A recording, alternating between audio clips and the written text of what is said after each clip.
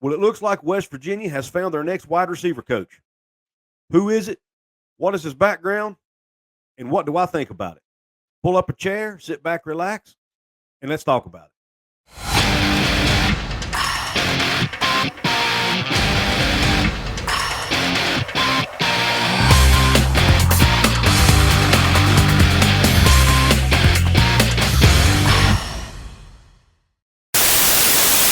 What is up, college sports fans, Big 12 fans, and fellow members of Mountaineer Nation? This is Couz.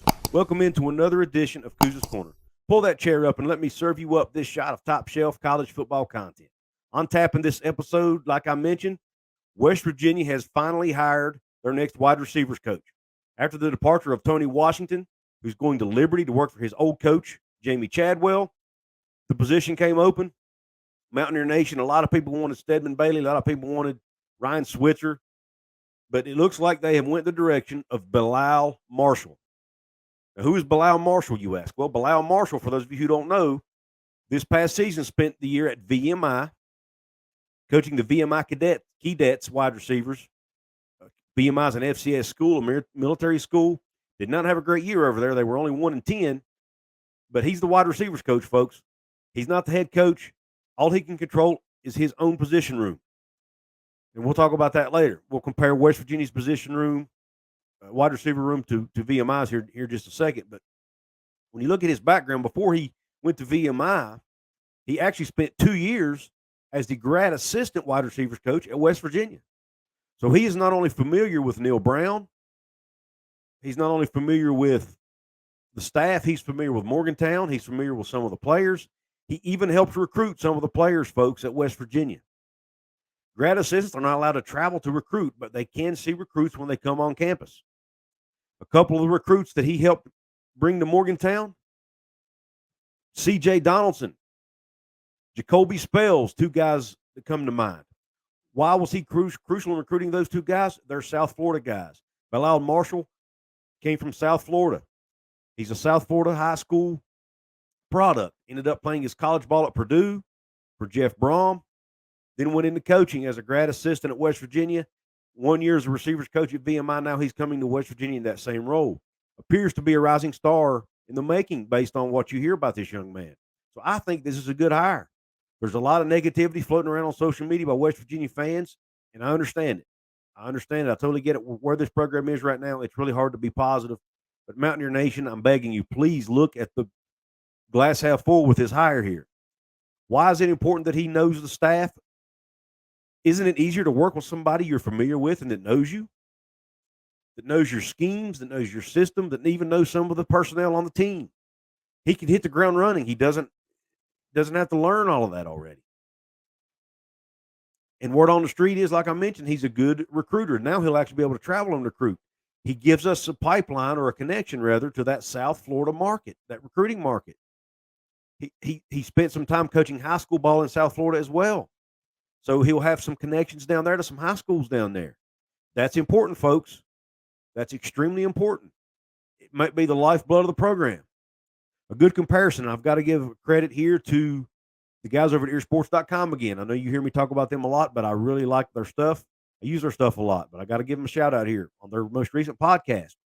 They compared Bilal Marshall to somebody West Virginia fans know and love, Jaywan Sider. Jaywan Sider was the running backs coach here under Dana Holgorsen for a few years. Before that, he was a grad assistant. And do you remember a guy by the name of Doc Holliday? We all know Doc Holliday, former head coach at Marshall. Before that, he was on West Virginia staff as a recruiting coordinator. Brought in people like Geno Smith, Stedman Bailey. He helped bring those guys to West Virginia from Florida.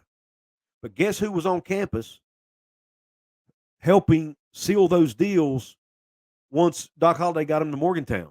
It was Jaywan Sider, folks. He deserves some credit for that. I wasn't even aware of that, because you don't hear a whole lot about the grad assistants because they're kind of off the radar, because they can't do a whole lot of the stuff that everyday coaches do. But these grad assistants are extremely important in bringing recruits in and building the relationships with recruits and helping get them to campus. And it will help that he already has relationships not only with people like C.J. Donaldson and Jacoby Spells, because he was a grad assistant here for 2 years under previous wide receivers coach Jared Parker. He already knows some of the players on the roster. Now, he may not know any of the receivers because they've come in since him, or at least most of them. He'll probably know Preston. He might know Preston Fox.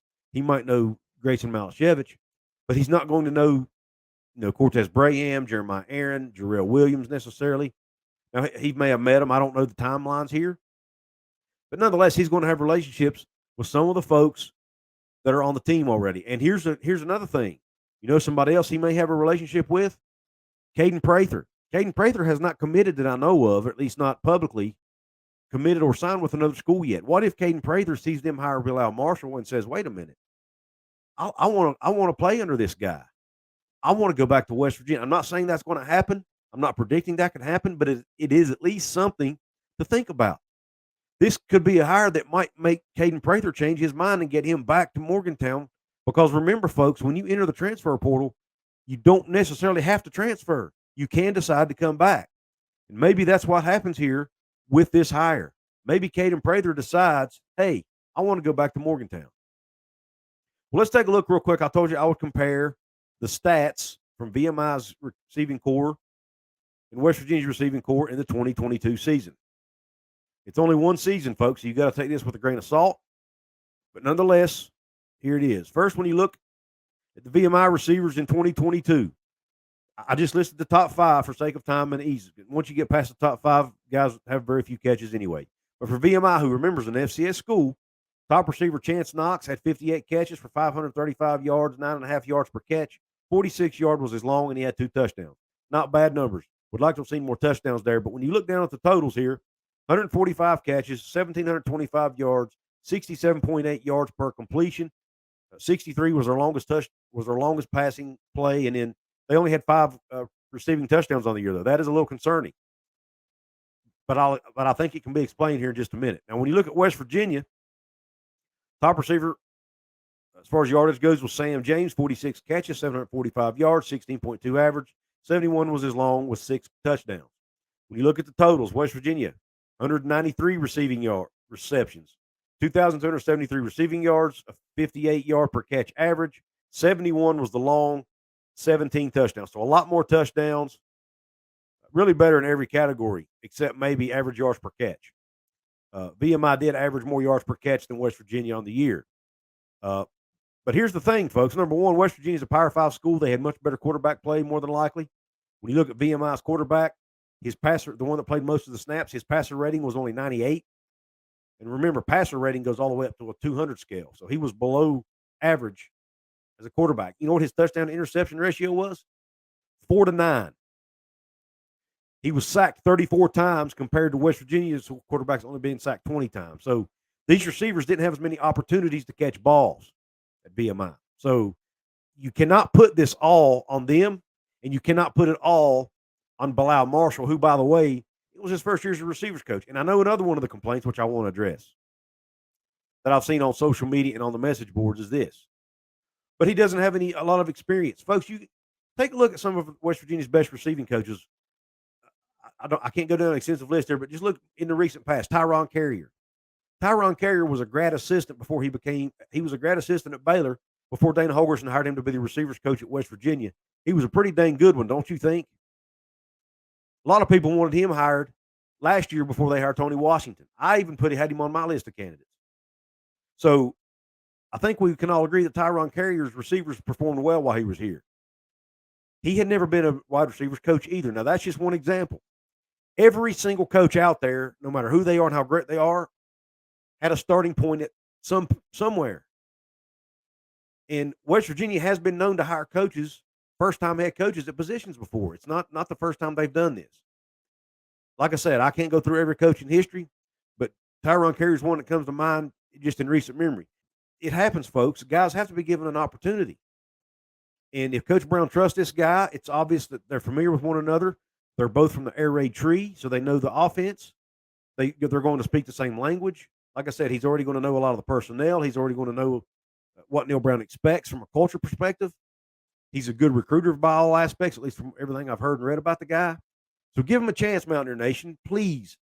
I know it was a bad season. I know we're not happy with some of the things that have went on behind the scenes with coaching hires or coaching coaches that were retained, all these things that we're not happy about.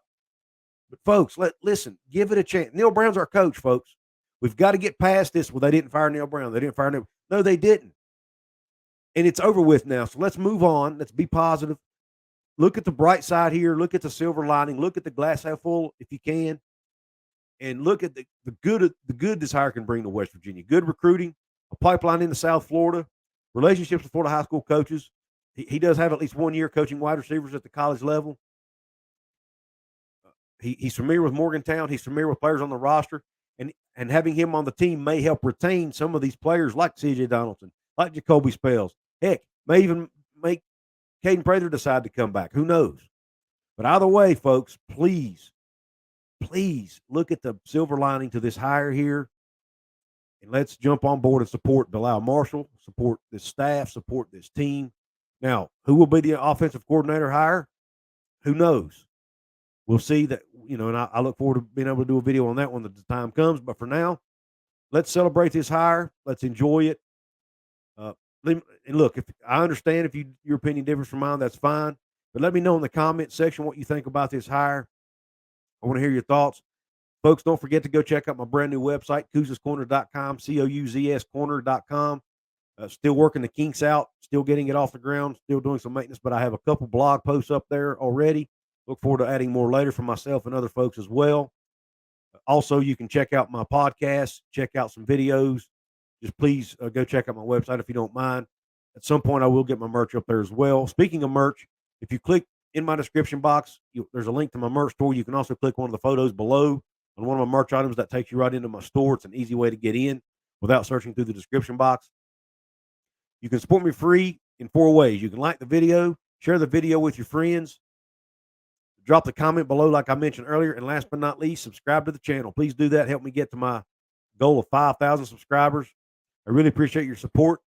Thanks for tuning into this episode, and until the next one, Q Country Roads. West Virginia, Mountain Mama, take me home.